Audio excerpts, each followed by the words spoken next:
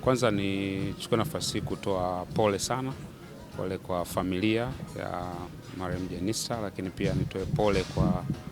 wanajimbo lake ambao wamatumikia kwa muda mrefu sana,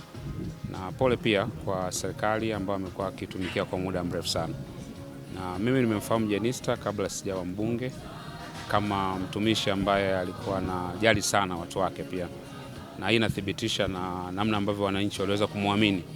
tangu mwaka 2000 alipokuwa mbunge wa viti maalum, 2005 alipogombea, mpaka baadaye ameweza kukaa na kudumu kwa bunge, ndani ya bunge takriban miaka 25. Lakini kwa upande mwingine unaona jinsi ambavyo alikuwa ni mchapakazi na mwadilifu pia, kwa sababu unaona namna ambavyo amehudumu wizara nyingi sana, na katika marais mbalimbali wamekuwa wakimwamini na kufanya naye kazi katika maeneo mbalimbali. Lakini kwa upekee kabisa kama waziri wa maendeleo ya vijana, kuna kitu kikubwa tunajifunza kwake. Jenista ameingia bungeni akiwa na miaka 33 mwaka 2000, na ameweza kudumu kwa muda wa miaka 25 akiwa bado anaaminiwa sio tu na wananchi wake, lakini pia na serikali katika vyeo mbalimbali. Na hiyo inanifundisha mimi kama kijana, lakini na vijana wote wa Kitanzania, kwamba unapofanya kazi zako vizuri na ukaweza kutoa matokeo yanayotarajiwa,